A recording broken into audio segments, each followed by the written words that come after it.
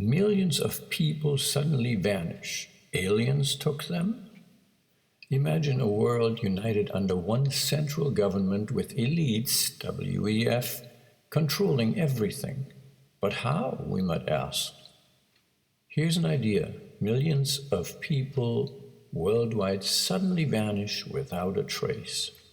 Aliens took them. We must all unite as one humanity against this threat, might be the news headline of that day. With the creation of many international organizations such as the WHO, WEF, IMF, World Bank, etc., who are today's voices calling for a uniting of the world under a new world order? Just to be clear, the ambitions of certain people with a desire to control more than one's own country are nothing new when we consider the Caesars of the Roman Empire, or the more recent attempt by Adolf Hitler to take over and unite the world under himself. So then, who are today's voices pushing the world towards their imagined utopia? Are they not a handful of billionaire elites who have lived as world citizens already for decades with businesses, properties, and houses all over the world and private jets to get there? Is it possible that these elites are tired and bored of just controlling a slice of the world pie? What are some of their openly voiced ideas? You will own nothing and be happy, Klaus Schwab. Do we have to ask who would be the people who then will own everything? Too many people polluting our earth, Bill Gates. While working in Germany in the 1980s, I came across a Manager magazine article. A journalist had interviewed the CEO of a major corporation.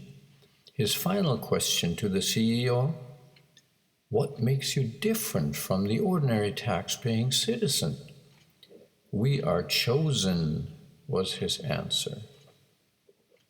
And how old is the idea of a one world under one elite government anyway?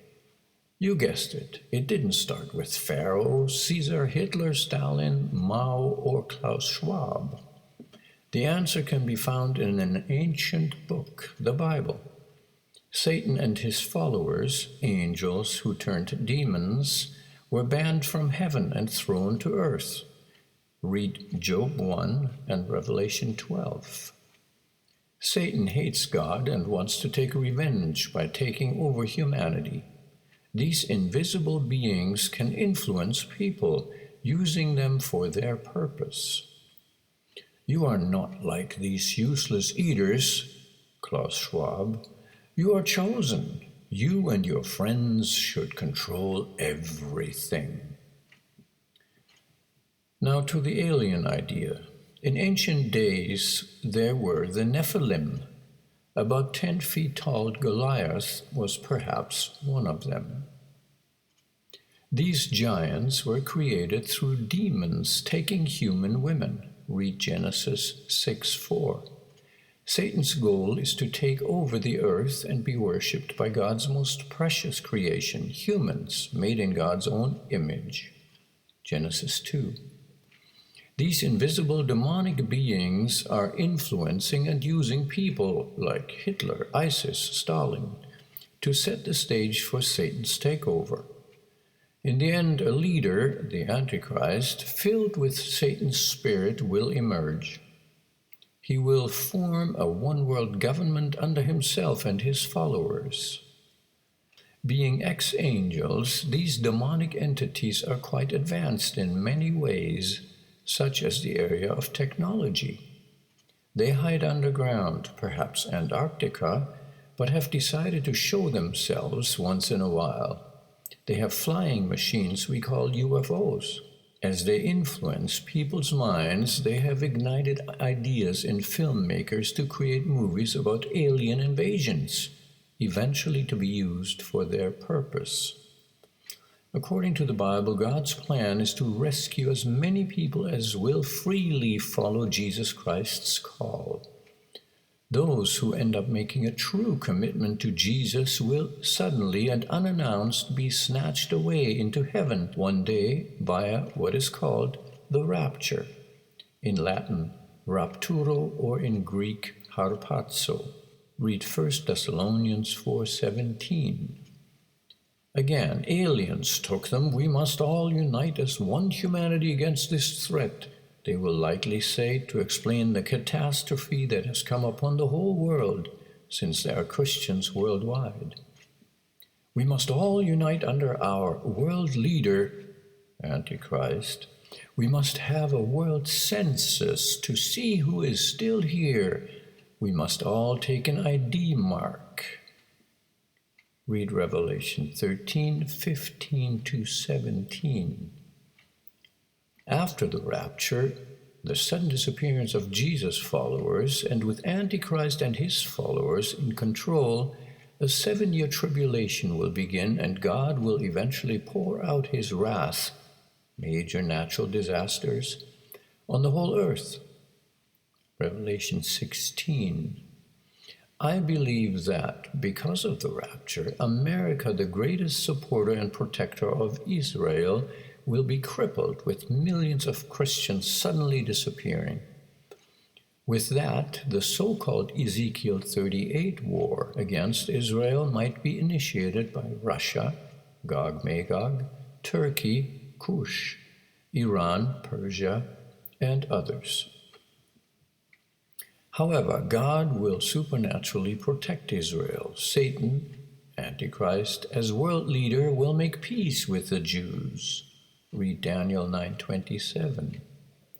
Now a new temple can be built in Jerusalem. All that is necessary to build the temple is in place today. At some point, the Antichrist will sit in the new temple and demand that people must worship a talking image, perhaps a speaking AI robot.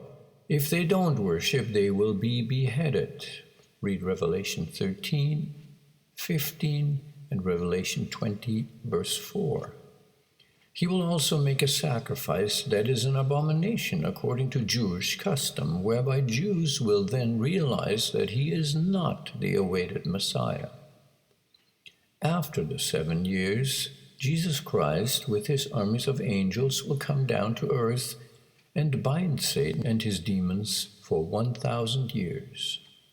Thus there will be peace on earth with Jesus and his followers in charge. After the 1,000 years, Satan will be released for a short time, giving people one final chance to choose between good and evil, God and the devil. After a short war, the devil and all who belong to him will then be thrown into the lake of fire forever. Make no mistake, demons are not aliens from another solar system.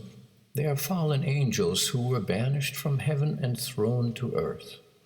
We are the final generation before the rapture, the generation who witnessed the fig tree, the nation of Israel, blooming again, which happened in 1948.